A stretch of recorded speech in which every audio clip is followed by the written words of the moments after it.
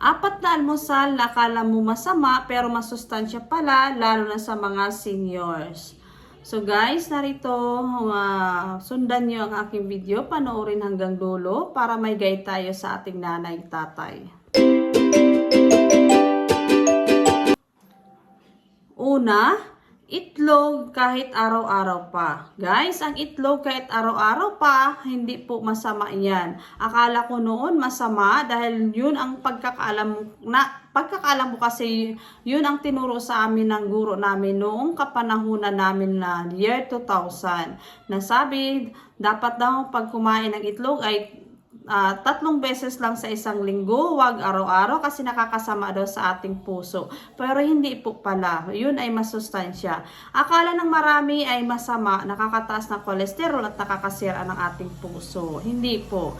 Pero sa tamang dami, dapat sa tamang dami lang ha.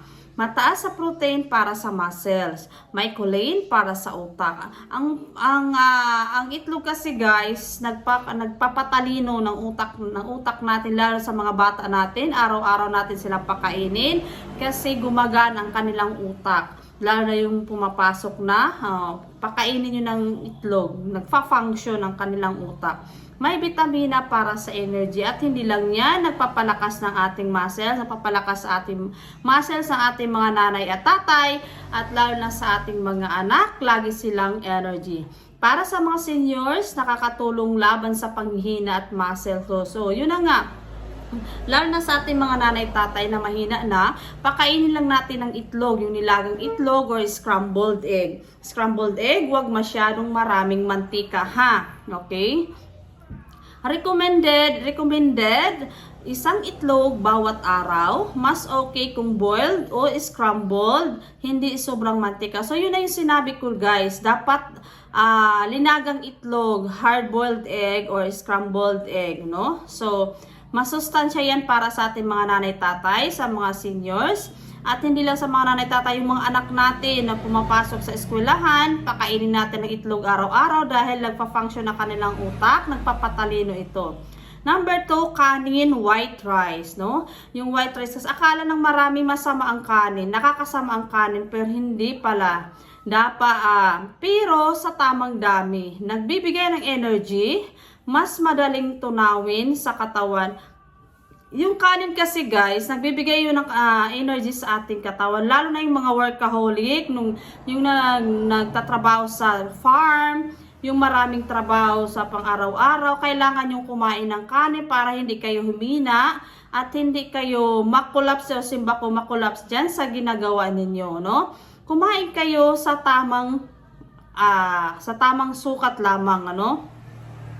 Tapos ang white rice kasi, ang white rice madaling tunawin ng ating bituka, no? Madaling tunawin sa ating tiyan, hindi katulad ng brown rice, matigas na at matigas, matagal matunaw. So, yes, para sa seniors, mas madali nguyain at i-digest kumpara sa ibang carbs. O di ba? Importante talaga dito ng ating mga nanay-tatay. Para sa mga seniors, dapat white rice talaga, white kanin kasi mas malambot nguyain, mas malambot gilingin ng kanilang bituka, no? So, tip, 1/2 sa isang tasa lamang bawat araw.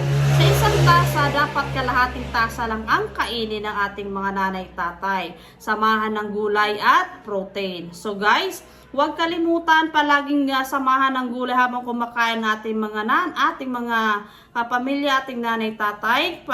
Samahan lagi ng gulay at protein, no? So, tip, Number 3, tuyo or daing.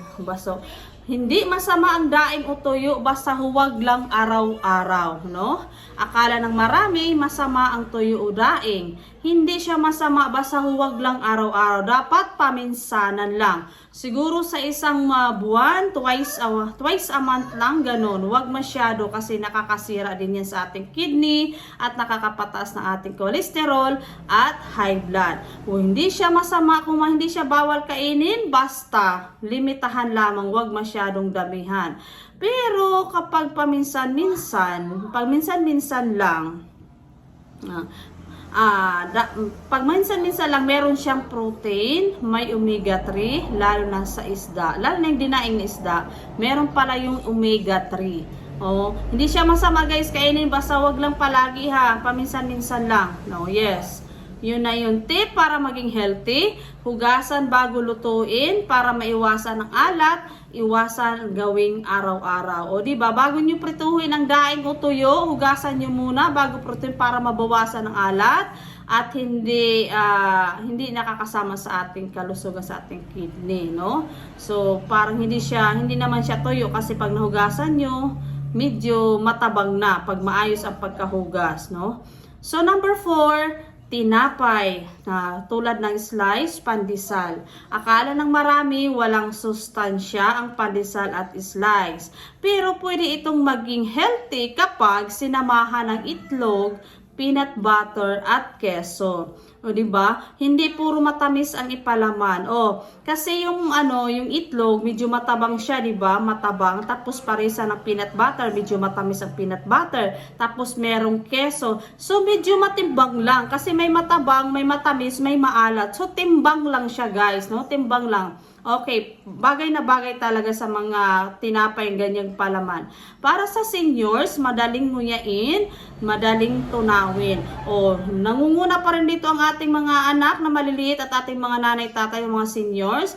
Pwede ito sa kanila. Recommended ito kasi madaling nguyain nila at madaling matunaw sa kanilang tiyan pag mga ganitong pagkain ang pinapakain sa kanila, no? Huwag yung mga matitigas kasi mahihirapan tunawin sa kanilang tiyan. So, payo ko lang, no, basta in moderation lang. Katamtaman lang guys ha, katamtaman lang, huwag palagi, huwag araw-araw, and then huwag damihan, no? Hindi sobra ha. Baka naman bumili naman na agad ng isang sako ng mga pagkain. Wag, pakunti-kunti lang. Pag bumili kayo, hindi yung pwede namang itago, wag araw-araw. Paminsanan lang kasi nakakasira din yan sa ating katawan. Remember guys, nanay at tatay, kayo pa rin po ang nakakaalam ng estado ng inyong kalusugan. Ako ay nagbibigay lamang ng tips. Ang pagkain ito ay masarap at masustansya. Hindi siya nakakasama kung hindi araw-arawin ang pagkain. Ay dapat paminsanan ang pagkain para hindi masisira ang ating kalusugan. So kayo pa rin po nakakaalam ng status ng inyong kalusugan.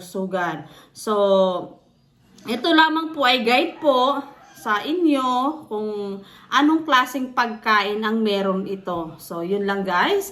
So, bago yan guys, salamat pala sa aking manonood. Kung nagustuhan nyo ang aking video, paki-like, comment, and share naman. And then, pa-subscribe naman ng aking channel. So guys, shout out pala sa aking mga viewers. Thank you guys sa inyong pagmamahal, sa inyong suporta sa akin. So, yun lang. Thank you for watching. Sana may natutunan kayo sa aking video. May nakukuha kayong aral tungkol sa ating kalusugan. Bye-bye! Thank you for watching!